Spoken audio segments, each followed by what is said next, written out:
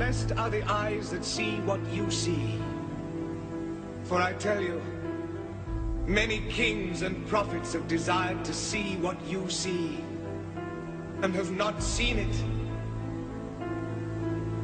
To hear what you hear, and have not heard it. I thank you, Father, for hiding these things from the learned and the wise, and revealing them to the innocent and the simple.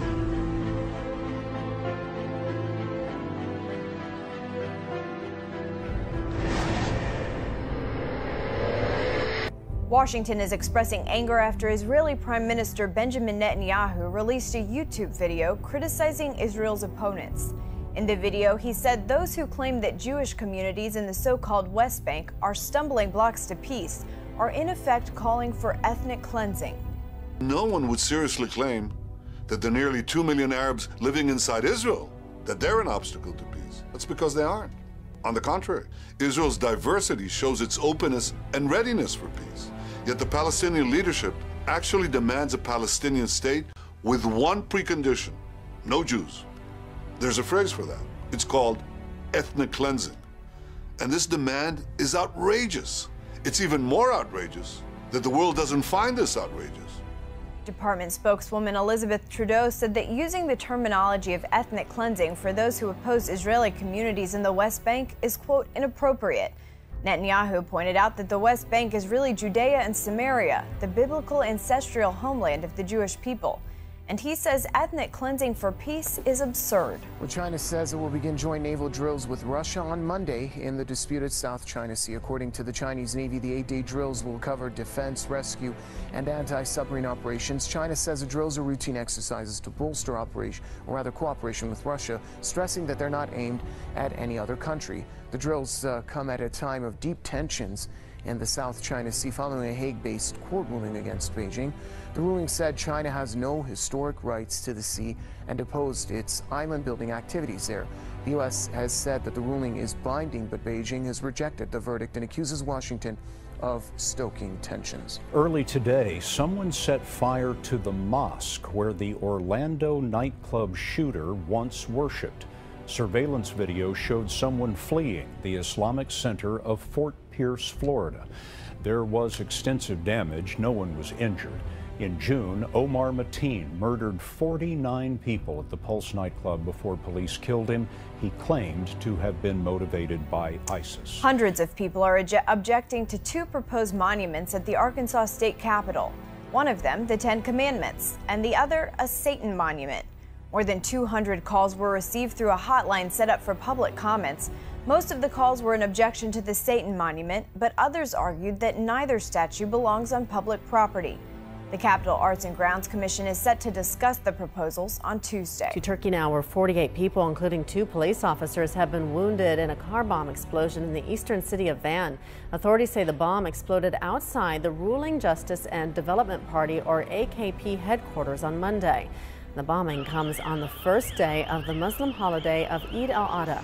Turkish officials have blamed the attack on the Kurdistan Workers' Party, or PKK, which is listed as a terror group by the Turkish government.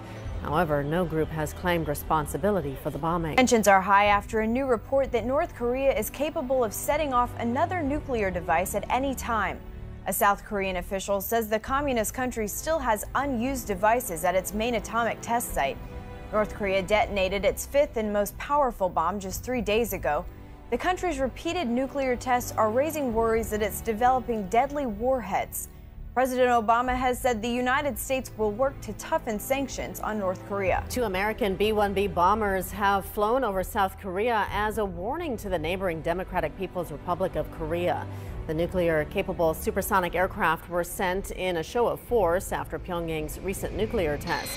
They came within 120 kilometers of the border. The move was also aimed at easing public anxiety in South Korea. Earlier, our correspondent Shane Hom in Seoul told us the flyover was a symbolic move to warn the DPRK leadership after its latest nuclear test. A Paris judge has charged 3 women with terrorism. Investigators believe the women are part of an ISIS female commando unit. They were allegedly planning deadly terror attacks in France and were linked to an abandoned car full of explosives near the Notre Dame Cathedral. Meanwhile, authorities arrested a 15-year-old boy who is suspected of plotting a knife attack against civilians in the streets of Paris. Now, U.S. and Israel have signed a record new pact under which Washington will give Tel Aviv $38 billion in military aid. A 10-year pact is the biggest pledge of U.S. military assistance ever made to any foreign party. New aid package for the first time will include money for Israel's missile systems. It calls for at least $3.8 billion a year in aid, up from $3.1 billion under the current pact, which will expire in 2018. Israel has been the largest recipient of U.S. foreign assistance since the Second World War. America's military aid to the Israeli regime has amounted to over $124 billion since it began back in 1962. The U.S. and Russia are cooperating on Syria. Today, the ceasefire worked out by both gave us a rare look at the remains of Aleppo, Syria's largest city. With no bombs falling for a second day, children ventured into the street. But 275,000 residents are in dire need of food and medicine. For the second evening in a row, Aleppo was largely quiet.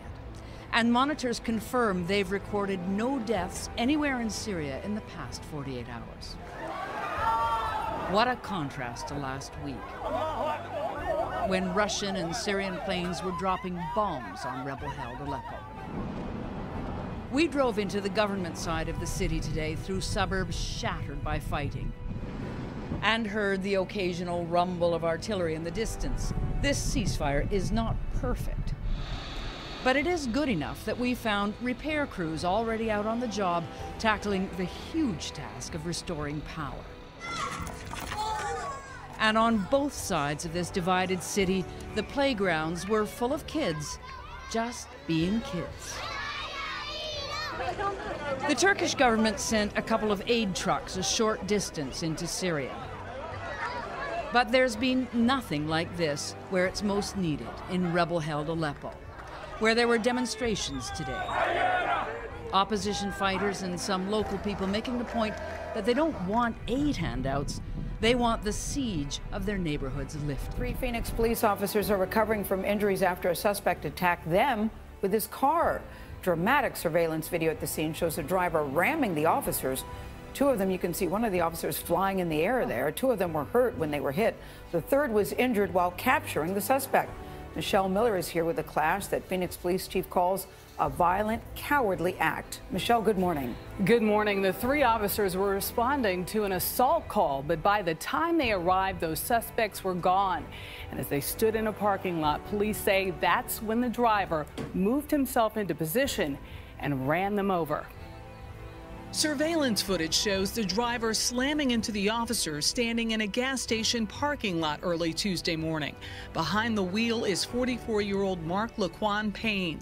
A rookie cop on his first day is launched into the air and crashes through the store window. The video shows the suspect watching the officers, moving his car a couple of spots in the parking lot, and then ultimately, again, running them down. One officer has a broken leg. The one thrown in the air suffered a concussion. He was still able to help bring down Payne, who was seen fighting with police and was eventually subdued with a taser. Why do you run into officers? Payne faces 3 counts of attempted first-degree murder. This is a violent, cowardly act, and it's simply unacceptable. Our Phoenix police officers were targeted. This incident is the latest apparent attack on officers, including the deadly shootings of police in Dallas and Baton Rouge earlier this summer. We have all heard about officers being targeted and ambushed in communities across this nation, but this happened here. These officers could have easily been killed, and I thank God that we're not planning 3 funerals right now. A rare tropical storm surprised millions in the southeastern United States. Tropical Storm Julia unexpectedly formed last night just off the Florida coast. It pounded areas around Jacksonville with heavy rain and winds. Some areas, in fact, could see up to a half a foot of rain. The slow-moving storm dropped up to a half a foot of rain in parts of Jacksonville, Florida. Wind gusts of up to 40 miles per hour whipped trees and rattled stop signs. The downpour flooded roads and sidewalks. At one point, the mayor of Jacksonville was urging people to stay off the road. U.S. military forces have destroyed an ISIL-run chemical weapons facility in the northern Iraqi city of Mosul. According to military officials, the facility was used to produce lethal chemicals, possibly including chlorine and mustard gas. Airstrikes eliminated more than 50 targets at the site. Currently, more than half of ISIL-controlled territories in Iraq have already been retaken by government forces. However, the twin capital cities of Raqqa and Mosul remain under IS control. U.S. troops are now establishing a logistics hub in the south in preparation for a late-year push to retake Mosul. Elsewhere in the region, Indian health officials have assured the public that the government is well equipped to battle chikungunya disease. The illness is spread by mosquitoes with symptoms including fever and joint and muscle pains. There's no cure, but it is rarely fatal. Even so, 3 patients died in the Indian capital, New Delhi, on Tuesday. More than 8,000 people are reported to have been affected there this year. The health ministry says it has plenty of testing facilities with doctors and testing protocols in place. Elsewhere, the Pentagon has admitted that U.S. airstrikes in Syria may have resulted in civilian casualties. According to a statement by the U.S. Central Command, the incidents took place earlier this month. It said U.S. warplanes may have targeted civilians in their attacks near the cities of Raqqa, Deir al-Zawr, and Shadada. 2 non-military vehicles were reportedly targeted in the strikes. The statement did not give the number of dead or injured. U.S.-led aerial campaign in Syria has been criticized for lack of efficiency and high civilian casualties. In July, a U.S. airstrike reportedly killed over 70 civilians, mostly women and children, near Manbij in northern Syria. All right, the strongest winds in 21 years have torn through Taiwan this week.